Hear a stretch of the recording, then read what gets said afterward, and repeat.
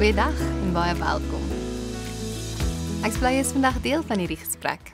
Mag hierdie tyd saam betekenisvol wees, 'n geleentheid om saam te luister en weer bewus te word van God wat nie ver is nie, maar reeds hier, naby, in jou asem, in hierdie oomblik, in jou gewone ritme van jou lewe.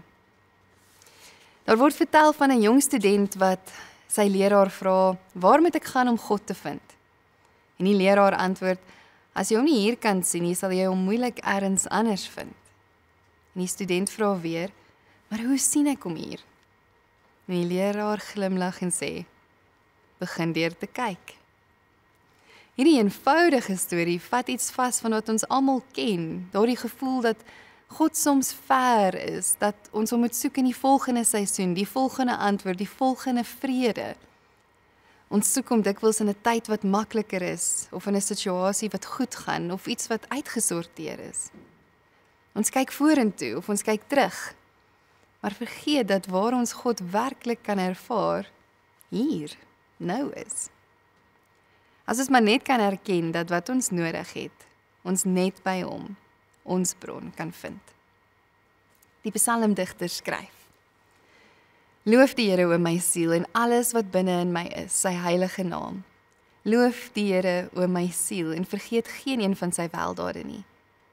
Wat al jou ongeregtigheid vergewe, wat al jou krankhede genees, wat jou lewe verlos van die verderf, wat jou kroon met goedertierendheid en barmhartighede, wat jou siel versadig met die goeie, sodat jou jeug weer nuut word, soos die van 'n arend. Die psalm begin nie met 'n teologiese stelling nie, maar met 'n oproep aan jouself. 'n Uitnodiging om met jou hele wese wakker te word vir die teenwoordigheid van God en te erken wie hy is en wat hy doen.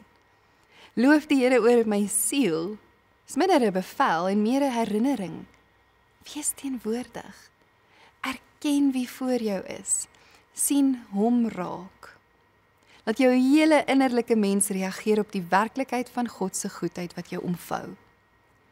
Dis asof hy hier in hierdie psalm vir homself sê, word wakker siel, kyk, sien. Ten spyte van jy is omring deur genade. Ons het die neiging om dinge oor God te weet en selfs dinge met hom te bespreek, maar tog nie altyd met 'n bewustheid van sy rol en wese in ons lewe te leef nie.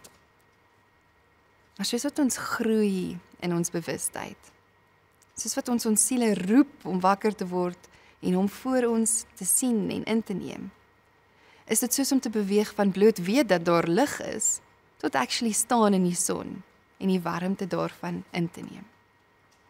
Dis die keuse om met oë oop te leef, om God te sien in dit wat gewoon is, in 'n asemteug, in iemand se lag, in die stilte tussen woorde.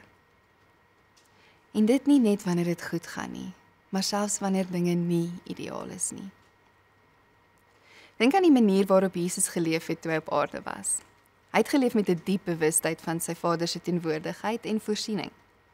Hy was afhanklik van sy Vader. Wanneer hy brood breek, sê hy eers dankie. Maar wanneer hy in angs in die tuin van Getsemane draai, dan sit hy by God as bron van vrede en van berusting. 'n Stille sekerheid.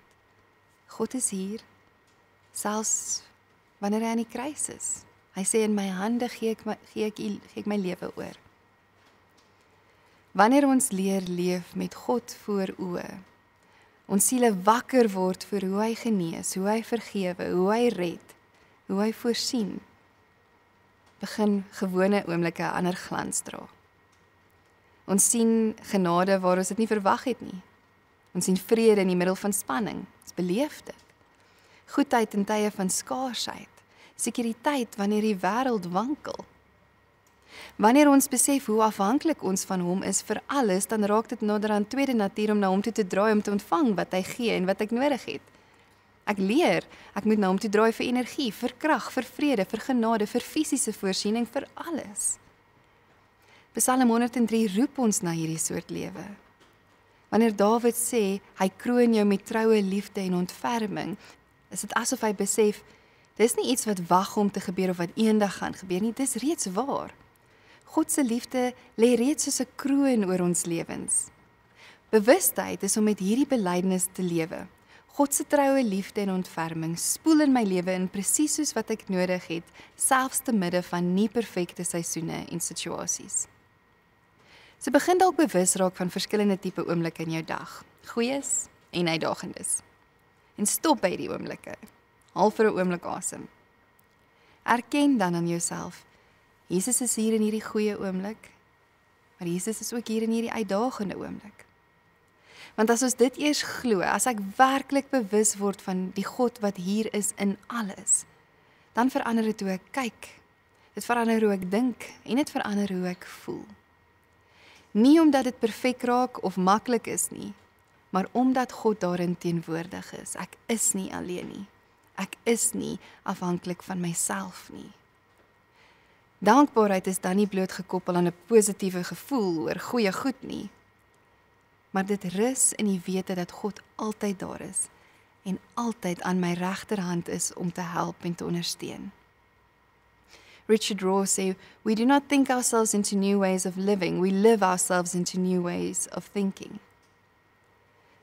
So met 'n groter bewustheid van God in ons en om ons te lewe, om hom te erken as die onwrikbare en onuitputbare bron, beteken dat ons 'n lewe vorm, dat ons nuwe gewoontes en patrone vorm, en dat dit affekteer hoe ons dink, hoe ons voel, en dit affekteer selfs ons liggame.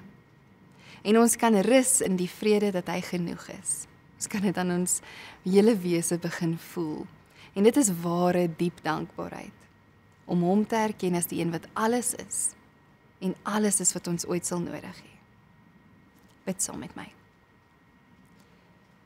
Here, U is hier, nie ergens ver of eendag later nie, maar nou, in hierdie asem, en dit is meer as genoeg.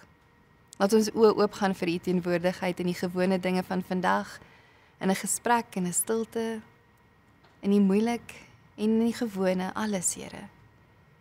Leer ons om stadig genoeg te lewe om te sien dat ons omring is deur U goedheid. En om dit nie net te weet nie, maar te ervaar dat U ons kroon met U troue liefde en ontferming. En Here, wanneer ons haastig raak, bring ons net terug na die nou, hier saam met U. Wanneer ons onseker voel, herinner ons dat U die bron van ons lewe is. Ons krag, ons vrede, ons genoeg. En mag ons dan ook uitroep, loof die Here o my siel en alles wat binne in my is, loof sy heilige naam. En laat ons leef met hierdie bewustheid. U is hier, U was nog altyd hier, en U sal altyd wees. Amen.